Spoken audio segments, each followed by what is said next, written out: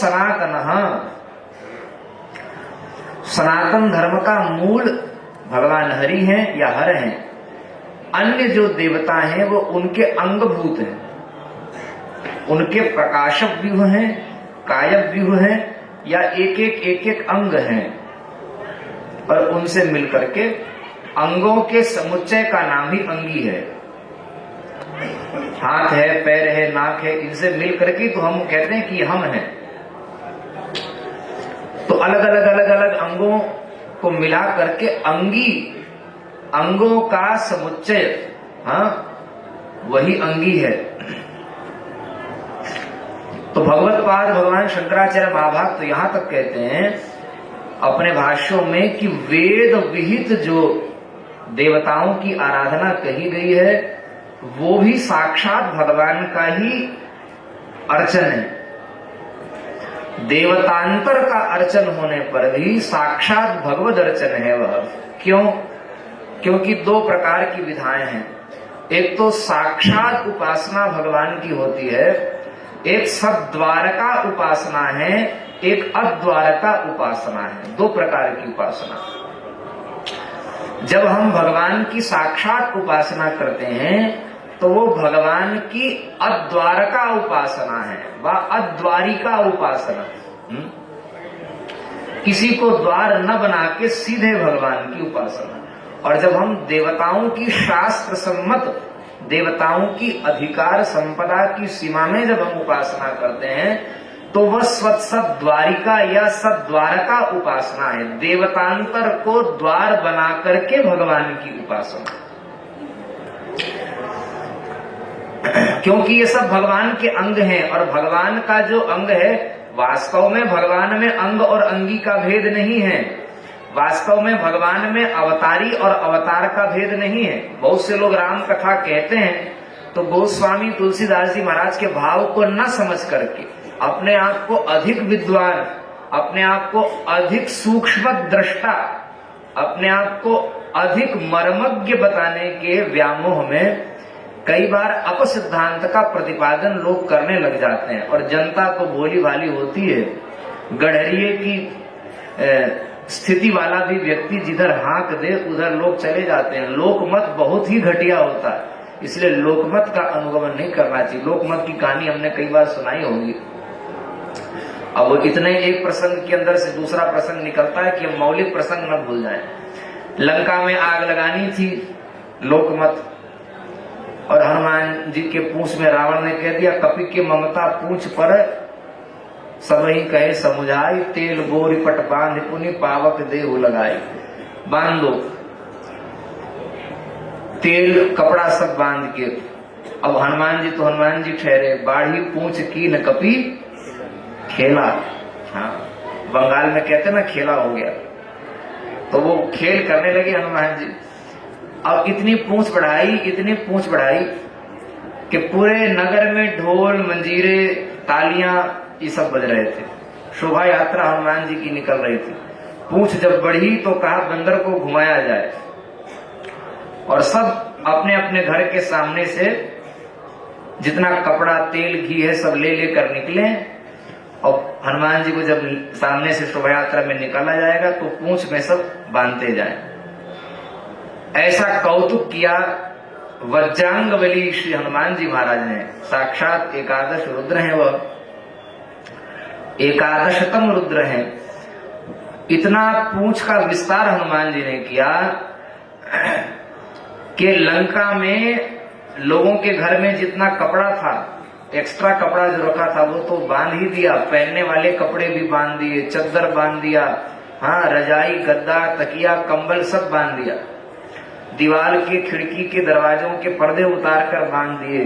कपड़े की दुकानों में जो कपड़ा था वो बांध दिया। गोपालाचार्य जी तो यहाँ तक कहते थे, छोटा बच्चा होता है ना, तो अब तो सिले सिलाए कपड़े आने लग गए, नहीं तो पहले सब लंगोट ही पहनते थे कि नहीं, अलग अलग ढंग की लंगोट होती थी, गृहस्थों की अलग, महात्माओं की अलग। तो उसको छोटे बच्चों को जो कपड़ा बांधते हैं, बार बार बच्चे मलमूत्र का त्याग कर देते हैं तो बार बार बदलना पड़ता है। छोटे बच्चे, उनके कपड़े को कहते हैं पोतड़ा।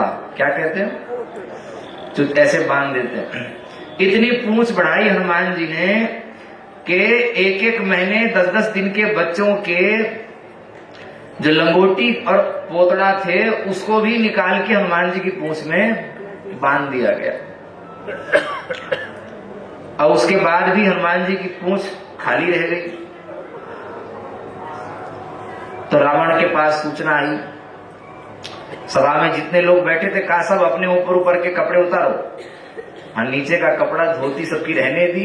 पुरुष वर्ग जितने थे सबके उत्तरी वस्त्र उतरवा ली, उसको भी बांध दिया। और आखिरी में रहा न नगर बसन घृत तेला। वो कहते थे तुलसीदास जी ने इस बात का समर्थन किया, ये बात झूठी नहीं है। रहा न नगर, नगर में बचा नहीं, वसन घृत तेला। इतनी पूंछ बढ़ाई और इतना बांधते गए वो सब राक्षस लोग कि न कपड़ा बचा, न तेल बचा, न घी बचा, सब साफ हो गया। और उसके बाद हनुमान जी को जब घुमाया गया तो बाजहि ढोल दे ही तब सब तारी, नगर फेर पुनि पूंछ प्रजारी। कोई लात मार रहा है, वाल्मीकि रामायण में देखिए, कोई हनुमान जी को लात मार रहा है, कोई घूसा मार रहा है, कोई पत्थर से मार रहा है। इतना अपमान हनुमान जी क्यों सह रहे हैं? सह रहे हैं। और ये सब क्या है? ये लोक मत है। क्या है? लोक मत है। ढोल बजने लगे, तालियां बजने लगी, हनुमान जी की शोभा यात्रा निकाली गई। शोभा बिगाड़ने के लिए शोभा यात्रा निकाली गई। और उसके बाद में जब अग्नि प्रज्वलित की गई हनुमान जी की पूंछ में, तब हनुमान जी महाराज नींबू की चढ़े कपि कनक अटारी, छोटा रूप बनाकर पहले चढ़ गए ऊपर एक अटारी में, और उसके बाद विकराल रूप धारण करके हनुमान जी ने, गोपालाचार्य महाराज कहते थे हनुमत पूंछ दहन यज्ञ हुआ। और बड़ा भारी यज्ञ होता है तो सबके यहाँ से चंदा आता है, एक अकेला आदमी नहीं।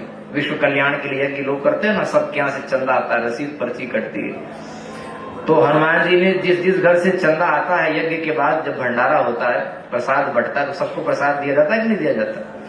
जहां जहां से भंडारा आया, दक्षिणा आई, चंदा आया, उनको विशेष रूप से आजकल लोग स्मृति चिन्ह देते हैं, ऐसा कुछ देते हैं। तो हनुमान जी ने कहा इस यज्ञ में जिन लोगों ने सहयोग किया है उनको स्मृति चिन्ह अवश्य देना है, कि उनको याद रहे कि हमने यहाँ सहयोग किया था। तो हनुमान जी ने सबके घर में जा जाके सबको स्मृति चिन्ह दे दिया। जब धू धू करके लंका जली तो पहले तो ढोल बज रहा था, लोग कह रहे थे मारो, काटो, जला दो, पीटो, लोग ये कह रहे थे। और जब सबके घर जलने लग गए, रावण का रनिवास भी जलने लग गया, कुछ नहीं बचा लंका में, एक विभीषण के घर को छोड़ करके सब कुछ जलने लगा। तब देखो पहले लोक मत था, मारो, पीटो, काटो, जला दो, हाँ, एक स्वर से, कोई विरोध करने वाला नहीं था। जब पूंछ कटने वाली थी तब विभीषण ने कहा था बस कि नहीं, मारो मत, नीत विरोध न मारिए दूता। उसके अतिरिक्त सब लोग एक मत थे, किसी ने विरोध नहीं किया। लेकिन जैसे ही लोगों का घर जलने लगा, तुरंत लोक मत बदल गया और सब ने एक स्वर से कहा, हम जो कहा यह कभी नहीं होई, बानर रूप धरे सुर कोई। बोले हमने तो पहले ही कहा था कि ये बंदर नहीं है। किसी ने कहा था? किसी ने नहीं कहा। एक क्षण में लोक मत बदल गया। तो लोक मत तो बदल जाता है। किस बारे में लोक मत की बात सुना रहे थे? प्राय सोता सब भूल ही गए हूं, हैं? क्या वो तो मौलिक बात है। तो लोक मत की तो हालत यह है।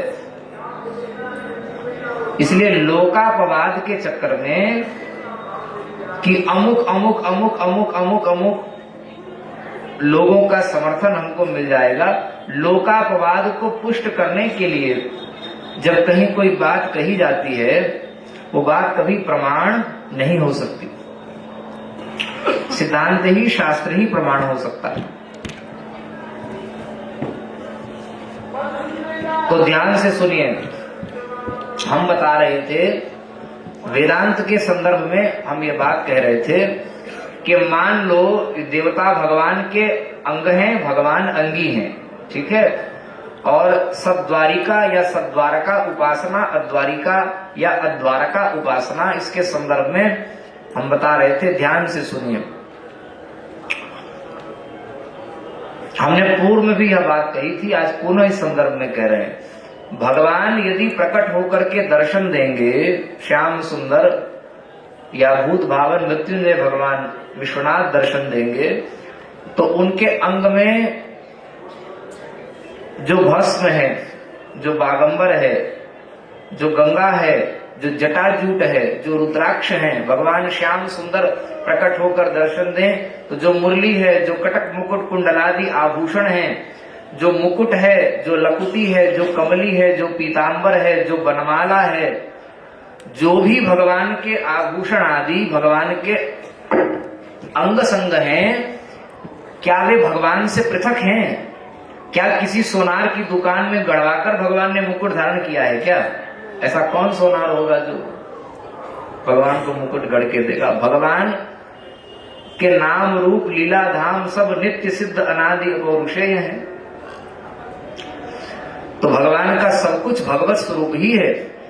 भगवान के दिव्य स्वरूप का, रूप माधुरी का जो हम दर्शन करते हैं, मुखमंडल की जो भगवत्ता है, वही भगवत्ता कटक मुकुट कुंडलादि में भी चरितार्थ है।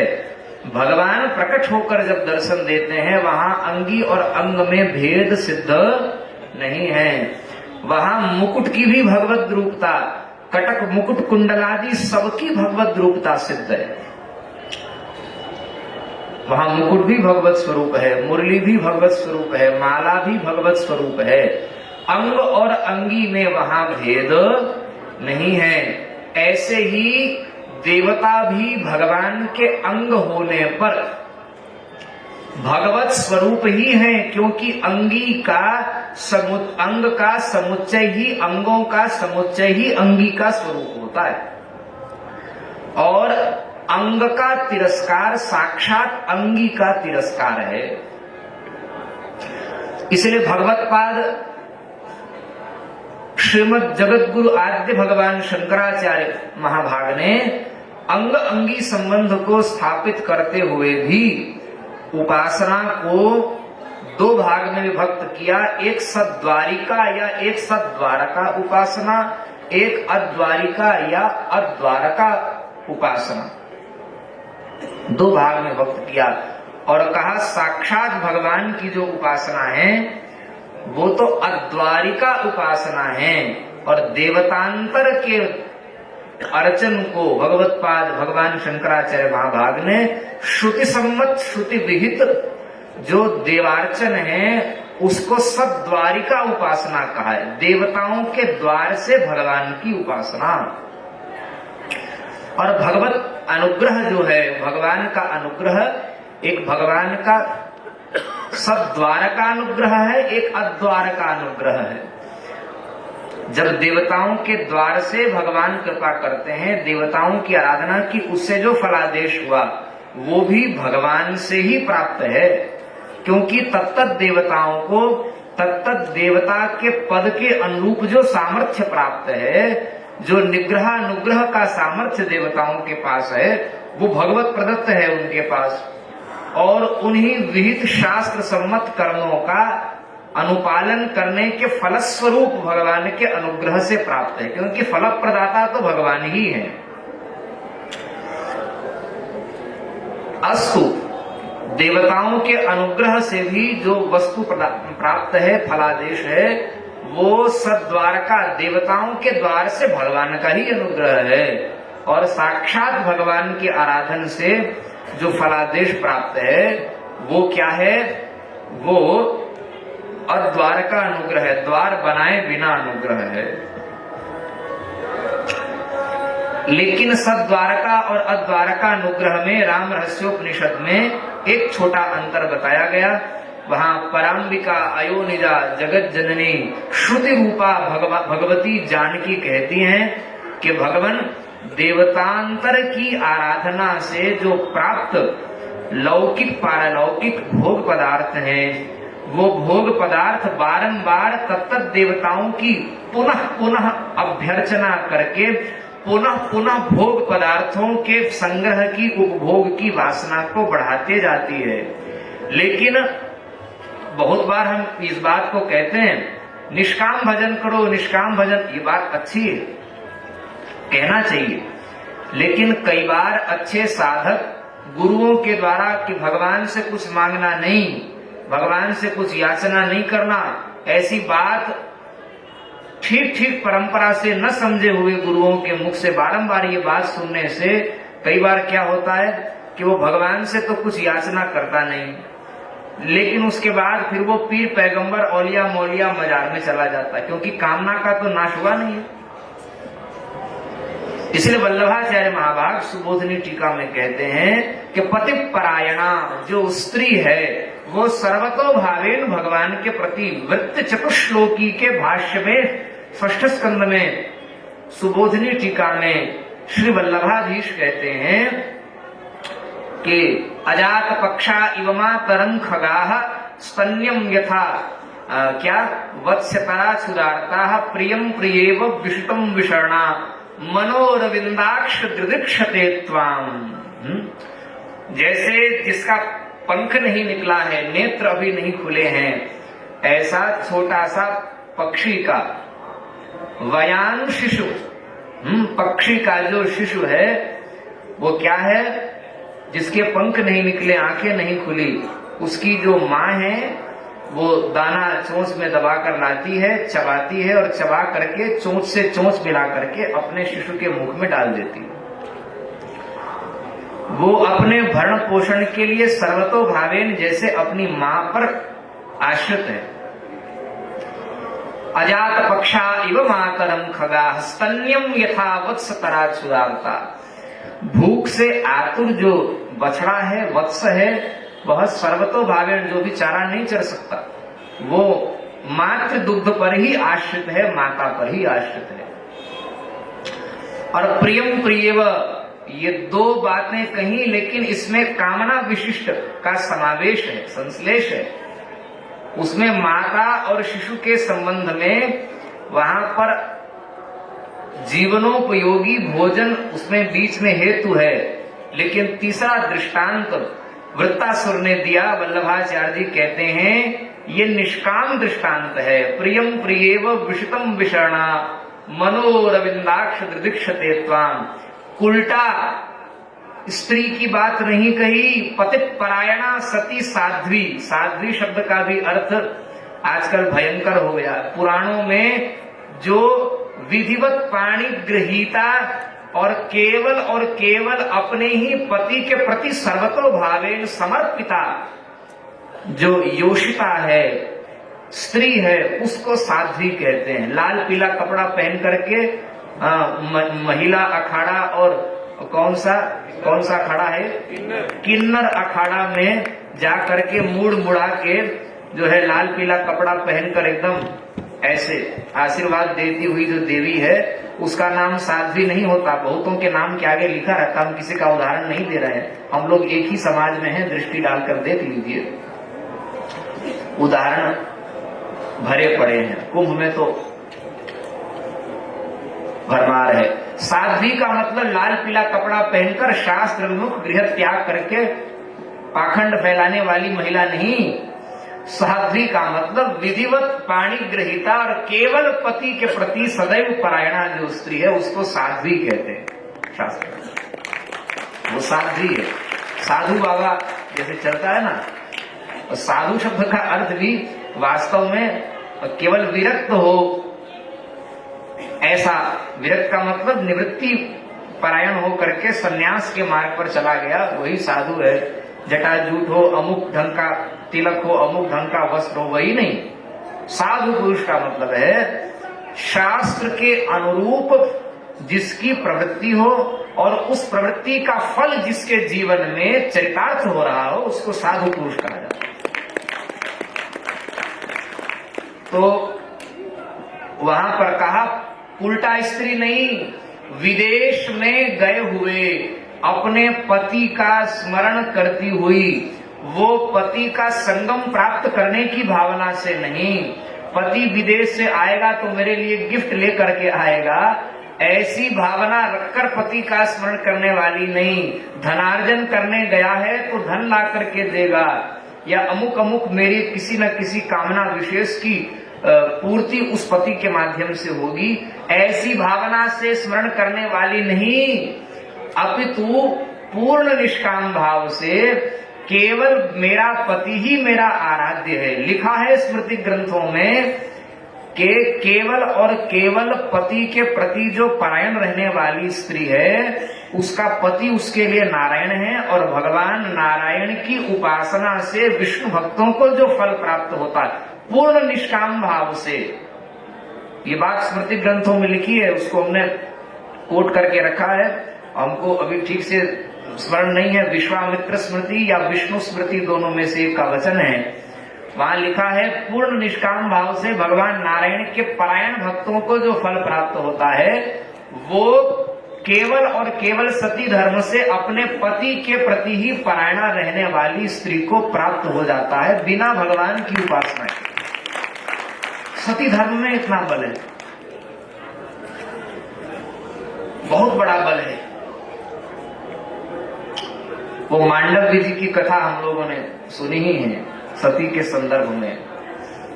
मांडव्य जो है वो अर्घ्य देते भगवान सूर्य को। एक दिन दोपहर में नींद लग गई और सायं संध्या का अर्घ्य छूट रहा था। पति को जगावे तो धर्म के लोप होने की दृष्टि से जगा भी सकते हैं, लेकिन माताओं के लिए विशेष निर्देश है कि वो एकदम शमित होकर पति सो रहे हों तो जगाना नहीं चाहिए। अब अगर जगावें तो भी अपराध लगे, न जगावें तो उनका धर्म का लोप हो जाएगा।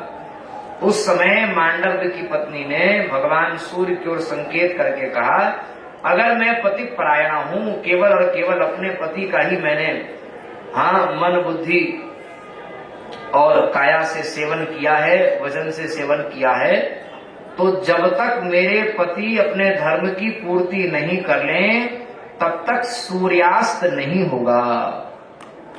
और पुराणों में लिखा है कैसे जाना, मांडव्य जी ने उठे और जब पुष्प रख करके अर्घ्य दिया और अर्घ्य पात्र से पुष्प जब नीचे गिरा तो कालातिक्रमण तो हो चुका था, अब उसको बैलेंस भी करना है, उसका तालमेल बनाना है, उसमें जो तारतम्य आ गया उसकी पूर्ति होनी कि नहीं होनी है।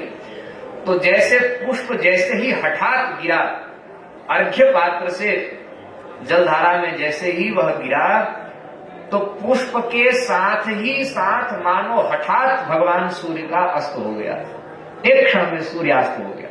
ये क्या हुआ, इतने तीव्र गति से कैसे सूर्यास्त हो गया। तब योगी थे, ध्यान में देखा तो पता चला ओहो सूर्यास्त का समय तो बहुत पहले हो गया था। मेरी पति परायणा सती साध्वी सती पत्नी के धर्म से आज मेरे धर्म की रक्षा हुई और सूर्य की गति में भी व्यतिक्रम उत्पन्न हो गया। सूर्य की गति को भी स्तंभित करने वाली सती की गति है।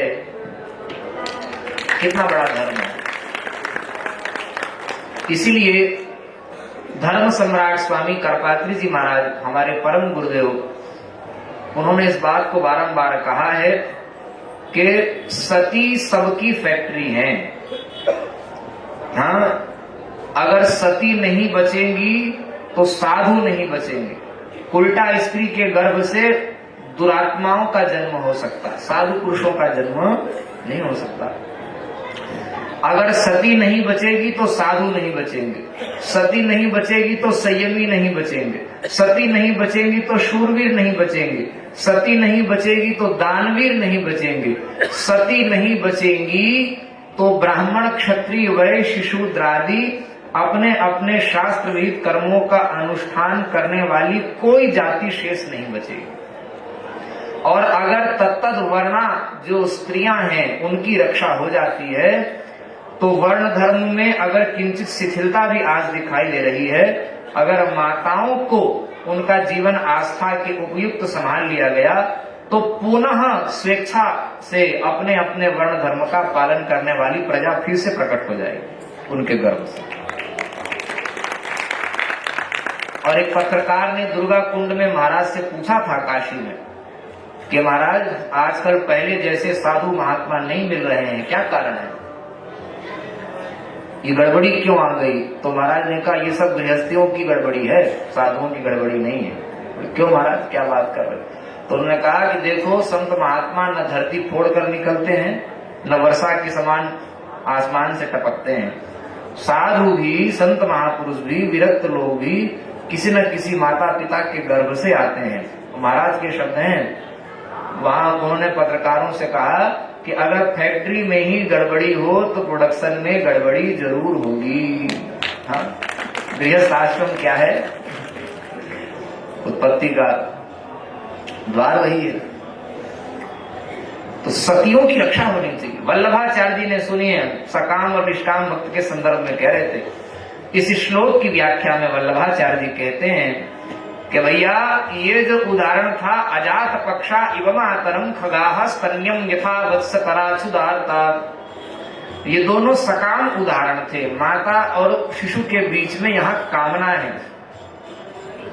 भले ही जीवनोपयोगी कामना है,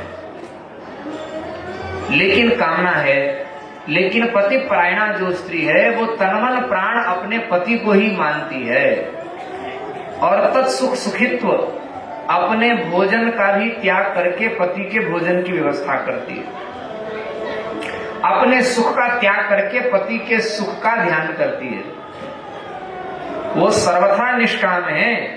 सती साध्वी जो स्त्री है वो सकाम नहीं है।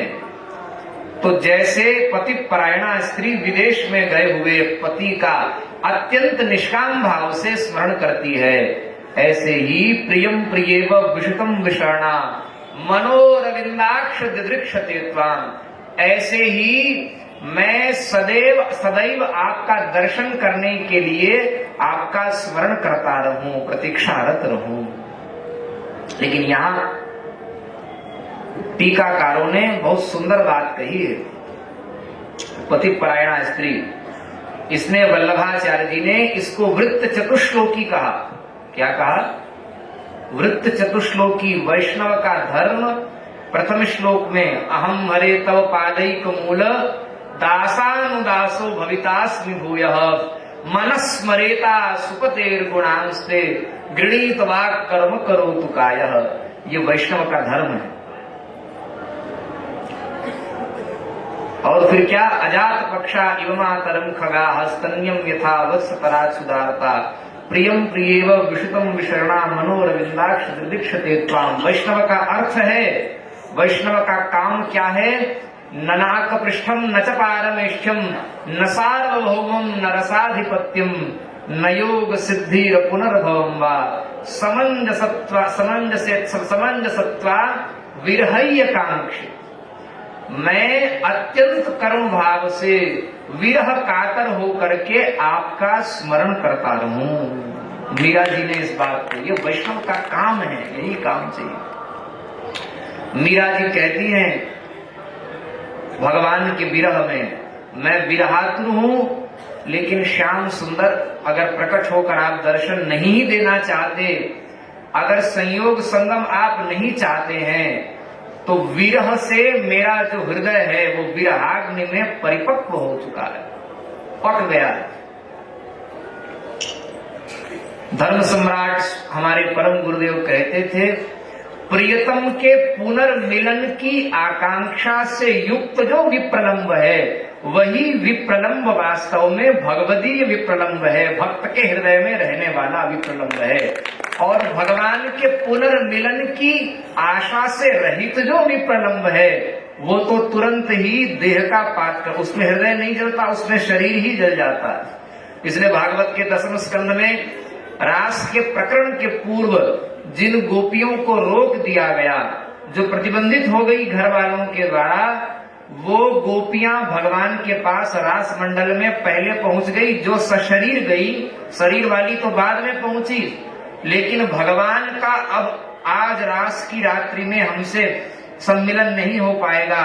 इस प्रियतम के मिलन की आकांक्षा से रहित विप्रलंब जब गोपिका को व्याप्त हो गया, तो तत्वज्ञ जीवन मुक्त भगवत भक्त जब गोपी भाव को, गो इत्युक्ते इंद्रिय, गोभी ही इंद्र रसम, गोभी ही कृष्ण रसम पाति पिबती सा गोपी।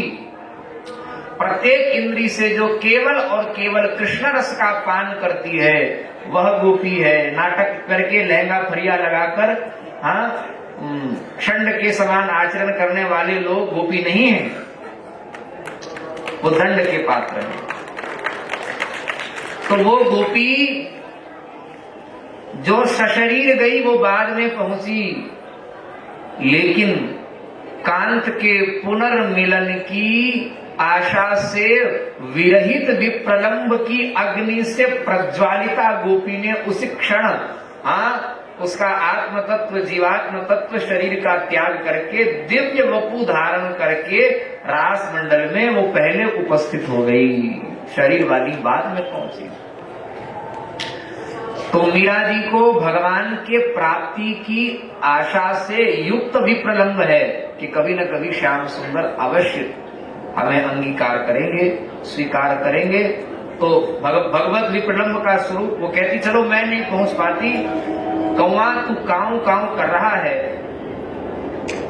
मैं क्षत्रियाणी हूं, ले अगर तू भूखा है तो मैं खंजर से निकालकर अपना कलेजा तुझे देती हूं। और कृष्ण के श्याम सुंदर के गिरधर गोपाल के विप्रलंब की अग्नि से पका हुआ भगवत भक्ति रूप रस में डूबा हुआ और भगवत विरह की अग्नि में पका हुआ अत्यंत मधुर और क्या है पका हुआ परिपक्व मेरा हृदय है, परिपक्व और मधुर मेरा जो हृदय है कृष्ण की भक्ति और विप्रलंब से युक्त, भक्ति रस और विप्रलंब की अग्नि से युक्त परिपक्व मधुर मेरा जो हृदय है, इसे मैं निकाल कर देती हूँ, इसे खा ले, लेकिन यहाँ मत खाना। कहा जहाँ मेरे प्रियतम का संयोग मुझे प्राप्त नहीं हो रहा है, जहाँ मेरे प्रियतम श्याम सुंदर नंद नंदन ब्रजेंद्र नंदन नित्य राशेश्वर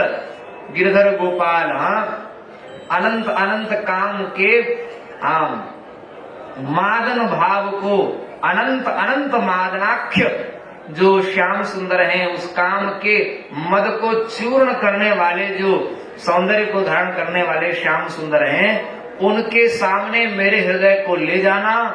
वो मेरे हृदय की सुगंध से गंध से जान जाएंगे कि ये मीरा का हृदय है, और उनके सामने चोंच मारकर मेरे हृदय के मांस को खा लेना। अगर वो स्वीकार नहीं करते तो कम से कम तेरे काम आए, उनकी दृष्टि तो पड़ेगी। काढ़ कलेजो मैं धरूं, कागा तू ले जाए, जा देशा म्हारा पी बसे, वे देखें तू खाए। ये निष्काम स्मरण है भगवान का।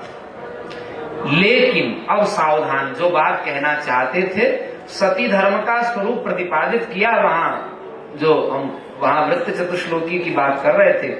अब उसमें जो बात सरस्वती की, शारदा की कृपा से, गुरु गोविंद ग्रंथ की कृपा से हमारे ध्यान में आती है, समाज में बहुत लोगों को प्रवचन करते इधर उधर जो सुने हैं, उससे जो बात ध्यान में आई है वो बात यह है कि निष्कामता का आवेग आ जाए, आवेश आ जाए, इसके नाम पर अच्छे भगवत भक्त भी फिर इधर उधर भटक करके कामना की पूर्ति के लिए भूत प्रेत के पास चले जाते हैं, अमुक अमुक के पास तंत्र मंत्र मंत्र दिखाने भी चले जाते हैं, वाम मार्ग के चक्कर में भी पड़ जाते हैं।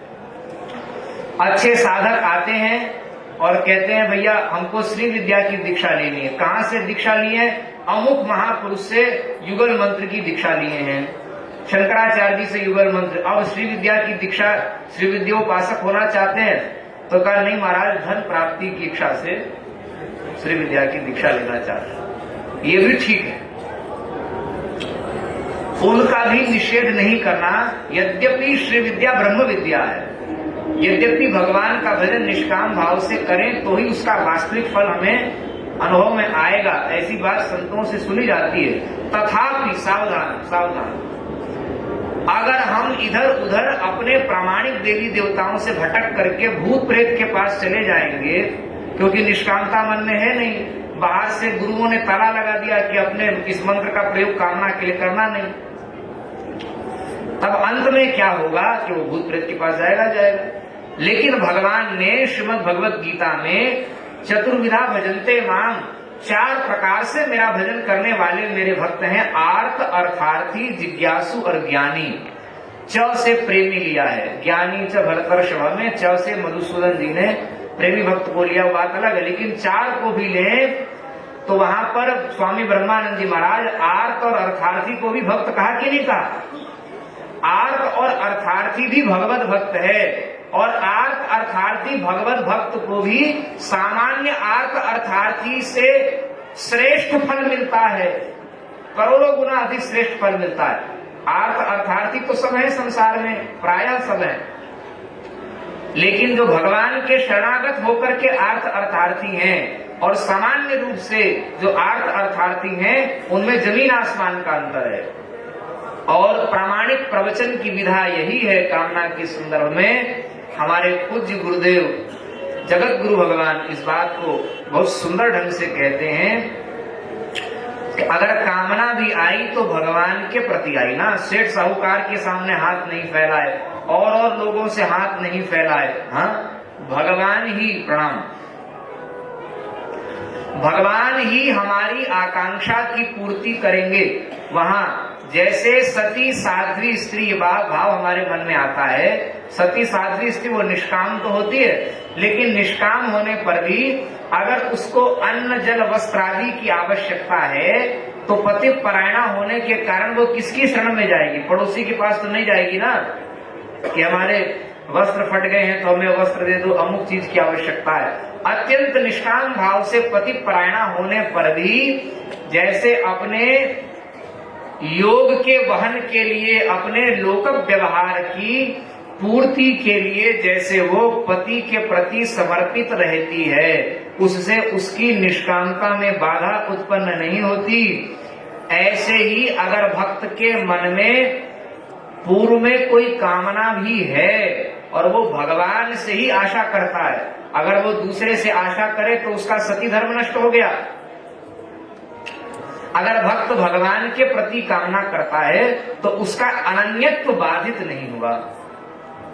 भगवान के हम शेष हैं, भगवान के अंश हैं, तो शेष की पूर्ति शेष ही करता है। इसलिए रामानुजाचार्य जी ने, देखिए कहने सुनने की बात अलग है, कोई किसी आचार्य पर कुछ कह देता है, कोई किसी आचार्य पर कुछ कह देता है, बुरा नहीं माने और मैं पहले ही क्षमा मांग रहा हूं, लेकिन हम अहंकार की दृष्टि से बात नहीं कर रहे हैं, बहुत विनम्रता पूर्वक ये बात निवेदित कर रहे हैं। शंकराचार्य जी के बारे में जो लोग, एक तो दर्शन के बारे में कोई कुछ कहना बंद कर दिया और कतिपय कुछ लोग दर्शन के बारे में इधर उधर प्रवचन करने का प्रयास करते हैं, तो चाहे शांकर मत के लोग हों, चाहे अन्य वैष्णवादी मत के लोग हों, वो शंकराचार्य जी का मत कहते कहते मान लो कोई विशिष्टाद्वैत के समर्थन में प्रवचन कर रहा है, कब विशिष्टाद्वैत के समर्थन में बोलते बोलते कभी वह विशिष्टाद्वैत का ही खंडन करने लगे, उनको पता नहीं चलता।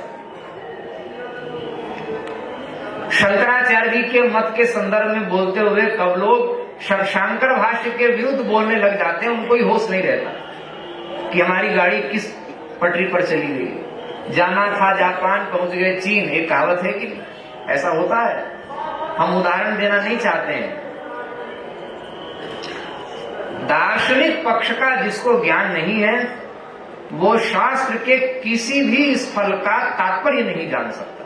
कर्म कांड का भी तात्पर्य अर्थ समझ जाएगा, ऐसे ऐसे विधा करना ही समझ जाएगा, लेकिन तत्त कर्म का जो विशेष अपूर्व है, उस विशेषापूर्व का जो तात्पर्य है वो नहीं जान सकता। ये पक्की बात है। इसीलिए जब तक समर्थ गुरुजनों की कृपा से वेदों के अवान्तर और मुख्य उभयविध तात्पर्य का ज्ञाता जो नहीं होगा, वो शास्त्र के किसी स्थल का मौलिक तात्पर्य नहीं जान सकता। तो जो निष्कामता का बहुत प्रवचन करना ठीक है, प्रयास करना चाहिए कि हम निष्काम हो, लेकिन ये बात भी भगवान की कृपा से आती है। यह गुण साधन थे नहीं हुई तुम्हारी कृपा, सकाम भाव से ही सही भगवत शरणागति स्वीकार। सीता जी का वचन है राम रहस्योपनिषद में। हम फिर से उस बात को, इन सारी बातों को वहां अब ले जा करके क्या कर देते हैं, रख देते हैं। उपसंहार, उपक्रमोपसंहार आदि जो है ना, अर्थवाद है उसमें, और उसमें अभ्यास है, अपूर्वता है, ये सब। उसके बाद उपपत्ति है, अब उपसंहार में ले जा रहे हैं उसको। तो वही विषय पुनः वहां स्थापित होगा कि भगवान के प्रति अगर कोई हमारे मन में कामना भी आती है भगवान के प्रति, तो पूज्य गुरुदेव कहते हैं ना कि भगवान ये विचार करते हैं, सेठ साहूकार देवी देवताओं की शरण में न जा करके हमारी ही शरण में आया। जैसे मनु जी के पास बार बार ब्रह्मा, महेश्वर और विष्णु के रूप में भगवान आए, लेकिन जब तक धनुष बाणधारी ठाकुर प्रकट नहीं हुए तब तक उन्होंने अपने मन की कामना को अभिव्यक्त नहीं किया। चाहिए तो अपने ही आराध्य से चाहिए। जन्म कोटि लगी रगर हमारी, वरऊ शंभु नत रहमु तुम्हारी। कामना की पूर्ति के लिए भी आप ही देंगे तो हम लेंगे। पति परायणा स्त्री पति से ही प्राप्त होगा, तब मेरे धर्म के अनुरूप होगा, मैं सती साध्वी हूँ। इस भावना से सकाम भक्त का भी तिरस्कार नहीं है। और उसका महत्व क्या है? सामान्य सकाम और इस प्रकार के भगवत आश्रित सकाम में लोकोत्तर अंतर है। एक मत समझना, वो अंतर सीता जी ने राम रहस्योपनिषद में कहा कि देवतांतर से या सामान्य लौकिक पुरुषार्थ के बल से जो कामना की विषयों की पूर्ति होती है, उनका क्या होता है? वो तो कामना को पुनः पुनः बढ़ा के वासना को प्रगाढ़ बनाने वाले हैं। क्या करने वाले हैं? वो वासना को और प्रगाढ़ करते हैं। लेकिन भगवान के अनुग्रह से जो कामना की पूर्ति होती है, वो पदार्थ भगवत प्रसाद स्वरूप जब हमें प्राप्त होता है, तो उस सकाम साधक को भगवत आराधना के बल से जो कामना की पूर्ति हुई, वो भगवत प्रसाद स्वरूप जो पदार्थ प्राप्त हुआ कामना की तृप्ति के लिए, एक तो सामान्य ढंग से कामना की पूर्ति करेंगे तो क्षणिक तृप्ति होगी, क्षणिक निवृत्ति होगी, तृप्ति नहीं। कामना की क्षणिक निवृत्ति होगी, तृप्ति नहीं होगी, पुनः पुनः दूसरा दूसरा काम उत्पन्न होके वासना और घनीभूता प्रगाढ़ होती चली जाएगी। लेकिन भगवत प्रसाद स्वरूप जो पदार्थ उनकी कृपा से, भगवत कृपा से प्राप्त होगा, वो क्या होगा? तुष्टि पुष्टि भी प्रदान करने वाला होगा, और वो प्रसाद ही संतुष्टि प्रदान करने वाला होगा, और अंत में सभी कामनाओं से मुक्ति प्रदान करके सकाम को क्या बना देगा? आत्म काम बना देगा, जिज्ञासु बना देगा, और बाद में ज्ञानी बना करके पूर्ण निष्काम बना देगा। ये भगवान से कामना पूर्ति की महिमा है। इसका मतलब ये नहीं है कि जो निष्काम है वो भी सकाम हो जाए, और होगा नहीं। इस महिमा को सुन करके के सकामता भी भगवत प्रसाद से निष्कामता में उसकी परिणति होती है। ऐसा निष्काम साधक सुनेगा, उसका पतन नहीं होगा, क्योंकि वो जानता है सकाम साधन का फल जो है निष्कामता की प्राप्ति होना, वो मुझे मिला हुआ है, तो मैं बैक गियर क्यों लगाऊं? और कथनचित अगर भगवान से इच्छा करके निष्काम के मन में भी कोई सकाम बात आ जाए और भगवान के प्रति ही वो प्रपन्न शरणागत बना हुआ है, तो भी उसका पतन नहीं होगा। इसके उदाहरण भरे भरे पड़े हैं शास्त्र में। ये भगवान की शरणागति की महिमा। लेकिन भैया वो शरणागति, उसमें बाधक अनन्यत्व है, उसमें साधक अनन्यत्व है, और अन्याश्रयत्व रूप धर्म जो है अधर्म, उसमें अन्याश्रयत्व बाधक है। क्या? शरणागति में, प्रपत्ति धर्म में, उस दिन कहा था ना रामानुजाचार्य जी ने ब्रह्म सूत्र में, स्वरूप स्थिति परक जो सूत्र हैं उसका अर्थ प्रपत्ति परक किया। उसमें पहले कर्मयोग को रखा, फिर ज्ञान योग को रखा, फिर भक्ति योग को रखा, फिर प्रपत्ति योग, प्रपत्ति धर्म को रखा, उसके बाद आचार्याभिमान रूप योग को रखा। 5 साधन बताए। उसमें शरणागति रूप धर्म को प्रपत्ति में बाधक है अन्याश्रय, और उसमें साधक कौन है? अनन्यत्व उसमें साधक है, अनन्यत्व उसकी पूंजी है।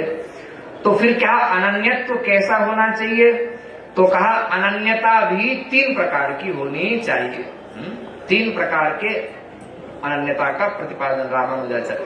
अब विशिष्टाद्वैत पर प्रवचन करने वाले भी कुछ उपासना पद्धति को लेकर, मंत्र को लेकर के और वैखानस आदि के आधार पर श्री रामानुज संप्रदाय में और कौमार संप्रदाय में पांचरात्र आगम की परंपरा है। अपने अपने ढंग से उपासना पर प्रवचन तो होते हैं और झांकियां सजाई जाती, वो होना चाहिए, वो तो मौलिक चीज है, लेकिन दर्शन का पक्ष छोड़ दिया। अपने संप्रदाय का भी दर्शन ठीक से नहीं पता है। अपने अपने संप्रदाय का डंका बजाने वाले लोग, उनको ठीक से अपने संप्रदाय के दर्शन का ज्ञान नहीं है। अब भाषण चाहे घंटों देते रहिए, सिद्धांत का, दार्शनिक पक्ष का ज्ञान नहीं है तो फिर बस कहने सुनने की बातें हैं, तात्पर्य कभी नहीं आएगा। लेकिन निंदा में तात्पर्य नहीं है, दर्शन को समझने का प्रयास करना चाहिए, ये हम कहना चाह रहे हैं। निंदा में नहीं, नहीं निंदा निंद्यम निंदितुम प्रवर्तते अपितु विधेयम स्तोतुम। हमारा स्तुत्य पक्ष यह है, हाँ, सर्व स्वीकार्य हमारा जो आग्रह है वो यह है कि दार्शनिक ग्रंथों को सुनने का, समझने का, पढ़ने का प्रयास करना चाहिए। जो वे लोग कर रहे हैं उससे भी कभी न कभी वहां तक वो पहुंचेंगे, आज नहीं तो कल, लेकिन प्रयास अपनी ओर से होना चाहिए। ये हमारा तात्पर्य, न कि निंदा में तात्पर्य। तो रामानुजाचार्य जी ने कितनी सुंदर बात, और कोई भेद नहीं है। और जिसने, स्वामी जी कल ये बात हम कह रहे थे, जिसने वास्तव में अवान्तर और मुख्य सभी तात्पर्यों को श्रुति के जान लिया, वो श्रुति सम्मत जितने दर्शन अनादि काल से प्रवर्तित हैं, उनमें कोई मत किसी का खंडन करे। जिस विद्वान ने श्रुति के अवान्तर और मुख्य तात्पर्य को जान लिया, वो किसी के द्वारा किसी अवान्तर तात्पर्य का या अवान्तर तात्पर्यज्ञ के द्वारा मुख्य तात्पर्य ज्ञाता के नयका मत का भी अगर कोई निराकरण करे तो उस विद्वान की बुद्धि में विचलन पैदा नहीं होता, वो स्थिर बना रहता। जैसे आनंदमयी माँ कहती थी ना, वो कितना समझ के कहती थी ये तो वही जाने, हमको हमारा प्रणाम है उनको, लेकिन वास्तव में वो कहती थी ना, आप जहां पर हैं वहीं वहां से ऐसे ही दिखाई देता है, और वहां ऐसा ही दिखाई देना चाहिए। कर्म का अधिकारी अगर मीमांसा दर्शन के उपयुक्त अपना मस्तिष्क नहीं बनाएगा तो कर्म में ऐसी निष्ठा और ऐसी सावधानी उसके जीवन में नहीं आ सकती। कर्माधिकारी को कर्म में अनन्य निष्ठा उत्पन्न हो, इसके लिए उस प्रकार के भाष्य आवश्यक हैं। भले ही उसमें उत्तर मीमांसा का खंडन, वेदों के मुख्य तात्पर्य का ही खंडन क्यों ना करना पड़े, लेकिन वहां वेदों के मुख्य तात्पर्य का खंडन अवान्तर तात्पर्य में, अवान्तर तात्पर्य के अधिकारी को निष्ठा हो, इसके निमित्त अगर किया जाता है तो वहां श्रुति द्रोह नहीं लगता। इसलिए भगवान बुद्ध को श्रुति द्रोह नहीं लगा, लेकिन उनका खंडन अवश्य किया जाएगा उत्तरवर्ती आचार्यों के द्वारा। ये भी सिद्धांत, ये श्रुति का स्वरूप है। और वेदा सतत प्रमाणम, इस संदर्भ में तो हम कहते हैं बड़ा से बड़ा आचार्य, प्राचार्य, जगत गुरु, व्यास, वशिष्ठ कोई भी भाषण दे, सबके वचन को श्रुति वचन से तोला जाएगा कि श्रुति सम्मत है कि नहीं। लेकिन श्रुति ने जो कुछ कहा, सबको अपने वचन को सिद्ध करने के लिए श्रुति प्रमाण की आवश्यकता है, लेकिन श्रुति को किसी अन्य प्रमाण की आवश्यकता नहीं है। इसलिए वेदा सतत प्रमाणम, वेद सतत प्रमाण है। कहां तक कहें, भगवान भी अगर प्रकट हो करके प्रवचन करने लग जाते हैं तो भगवान को भी अपने वचन को सिद्ध करने के लिए वेद के प्रामाण्य की आवश्यकता है। लेकिन वेद को भगवान के भी प्रकट हो करके कि वो कहें, इस प्रामाण्य की आवश्यकता अपेक्षा भगवान के प्रमाण की आवश्यकता भी वेद को नहीं है।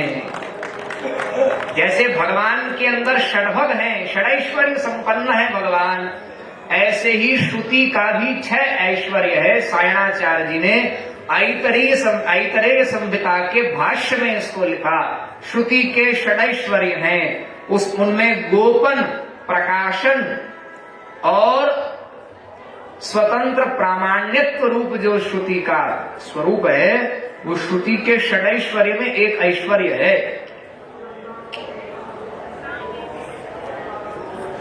भगवान भी वेदांत वेद्य हैं, लेकिन वेद भी भगवान ही उसका समर्थन करके बोले तभी वेद्य होगा, ऐसा नहीं है।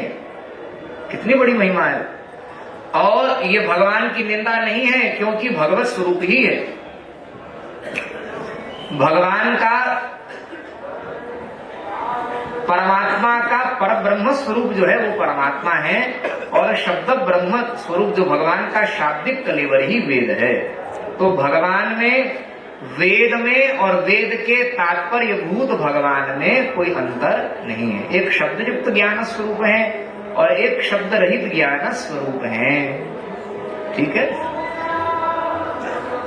तो इसको जानना चाहिए, नाम लेने मात्र से नहीं होगा। अनन्यत्व कैसा है तो कहा प्रपत्ति धर्म में श्री रामानुजाचार्य जी ने।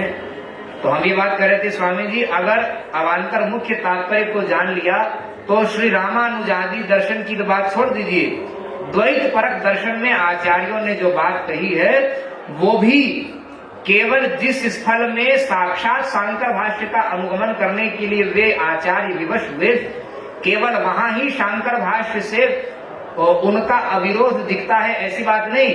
जिन स्थलों पे वो अद्वैत का खंडन करते हुए दिख रहे हैं, उन स्थलों की पंक्ति को भी उनकी अगर पढ़ें और मुख्य अवान्तर दोनों तात्पर्य का ज्ञाता अगर उसको पढ़ेगा तो अद्वैत के खंडन में प्रस्तुत जो द्वैतवादियों की पंक्ति है वो पंक्ति भी वास्तव में अद्वैत में प्रयुक्त हो रही है। कैसे हो रही है, ये उन विद्वानों की दृष्टि में प्रकट होती है। ये सच्ची बात है, इसमें अतिरेक नहीं है। जैसे कल हमने उदाहरण दिया कि रामानुजाचार्य जी ने विशिष्टाद्वैत, जीव जगत और जगदीश्वर, इन तीन विशेषणों से युक्त जो परमात्मा है, तीन विभाग हो गए। अद्वैत को तो माना, एक ही अद्वैत तत्व जब तीन विशेषणों से विशिष्ट हो जाता है तब, और वास्तव में अत्यंत सूक्ष्म स्वरूप जो विशिष्टाद्वैत का है वो तो स्थूल चिदचिद विशिष्ट ब्रह्म और सूक्ष्म चिदचिद विशिष्ट ब्रह्म जो है उससे विशिष्टाद्वैत की सिद्धि होती है। सृष्टि काल में स्थूल चिदचिद विशिष्ट ब्रह्म होता है और प्रलय काल में सूक्ष्म चिदचिद विशिष्ट ब्रह्म होता है, क्योंकि महाप्रलय की मान्यता विशिष्टाद्वैत दर्शन में नहीं है। हम सावधानी पूर्वक ही कह रहे हैं। वो लोग प्रलय को ही महाप्रलय कहते हैं और ये उन्होंने शास्त्र की हत्या नहीं कर दी।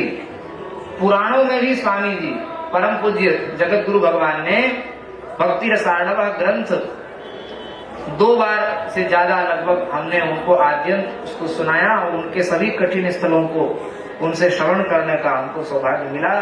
जो अर्थ के प्रकरण में वहां पूज्य गुरुदेव ने हमें बताया कि पुराणों में विवक्षित प्रकरण है यह।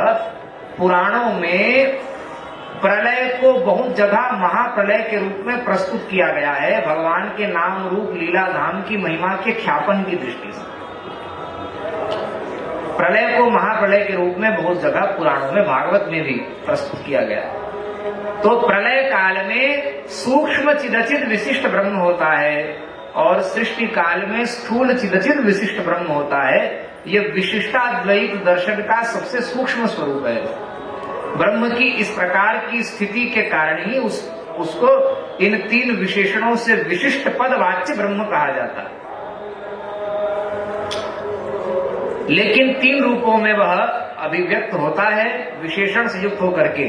और वेदांत की प्रक्रिया में मलिन सत्व प्रधाना प्रकृति से जीव, विशुद्ध सत्व प्रधाना प्रकृति से ईश्वर और तम प्रधाना प्रकृति के द्वार से जगत के रूप में होता है।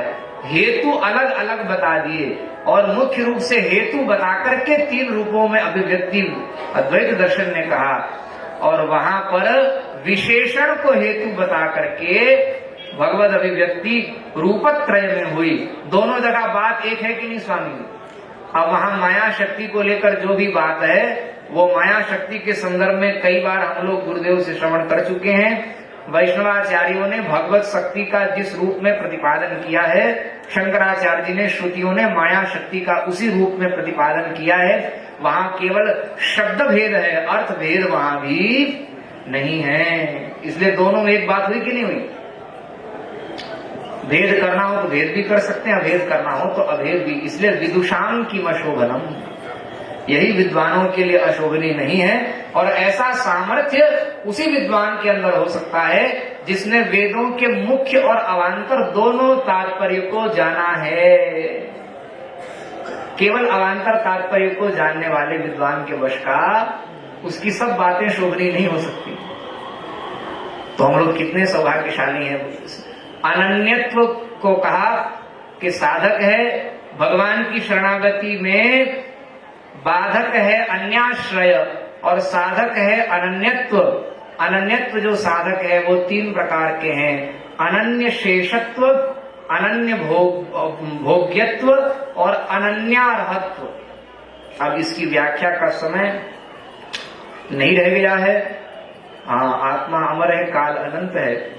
अगर समय संयोग सुलभ हुआ तो भगवत कृपा से, अकारण करुणा वरुणालय, कारण रहित दयाल भगवान की कृपा से, गुरुजनों की कृपा से, हाँ, चेतन स्वरूप भगवत स्वरूप ग्रंथों से, महापुरुषों की वाणी से जो कुछ प्रसाद प्राप्त हुआ है, अगर अवसर हुआ तो फिर इसकी चर्चा करेंगे।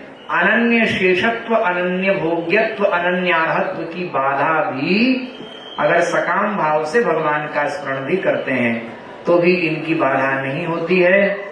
और सभी आचार्यों के मत में, सिद्धांत में यह बात चरितार्थ है। सभी आचार्यों का मधुर समर्थन इसको प्राप्त है। आज हम सभी पुनः अब जगत गुरु भगवान का मंगलमय दर्शन और मार्गदर्शन प्राप्त करेंगे। धर्म, अध्यात्म और राष्ट्र से संबद्ध अपनी जिज्ञासाओं का निवेदन श्री चरणों में करके श्रीमुख से उसका अत्यंत शास्त्रीय समाधान हम सभी उनके कृपा कटाक्ष से प्राप्त करेंगे।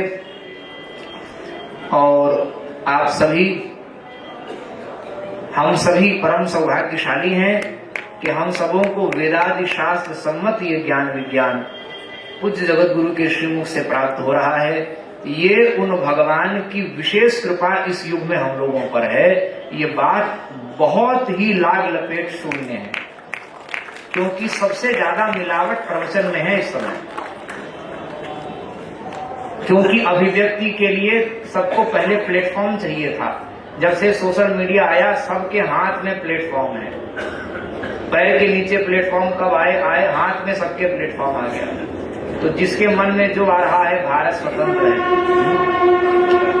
इसीलिए इस समय में हम लोगों को ऐसे आचार्य चरण प्राप्त हैं। आचार्य परंपराओं में भी ऐसे आचार्य हम लोगों को ही सुलभ हैं जो इस समय गोवर्धन मठ पूरी पीठ के आश्रित हैं। वे लोग धरती के सबसे सौभाग्यशाली लोग हैं, इसमें कोई संदेह अतिशयोक्ति नहीं है। और जिसका माल खाता है उसकी डकार मारता है, ऐसा मत समझना। ये बात हम गुरुजनों की कृपा से पूरी ईमानदारी से कह रहे हैं। इसमें कोई अतिशयोक्ति नहीं है। हम सब परम सौभाग्यशाली हैं।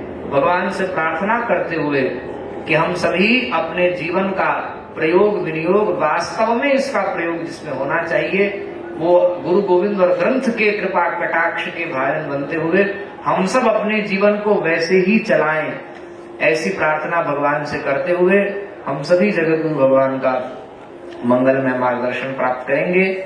6 फरवरी तक जगत गुरु भगवान यहाँ विराजेंगे। आप सभी यहाँ दोनों सत्रों में उपस्थित होकर के लाभान्वित हों, जगत गुरु का मंगलमय दर्शन और मार्गदर्शन प्राप्त करें। सायं सत्र का समय 5 बजे से, आराम से आप लोग मत आइए, ठीक समय पर आ जाइए, क्योंकि गंगा यमुना सरस्वती में हम कह रहे थे ना, सरस्वती की धारा यही है, संतों के मुख से प्रवाहिता सरस्वती, इसमें भी गोता लगाना है। तो हम सभी ठीक समय पर सत्संग में उपस्थित हों और धर्म अध्यात्म राष्ट्र से संबद्ध अपनी जिज्ञासाओं का समाधान श्री चरणों से प्राप्त करें। वेद वेदांग वेदांत का कोई ऐसा सिद्धांत नहीं जो जगत गुरु की वाणी में नृत्य न करता हो।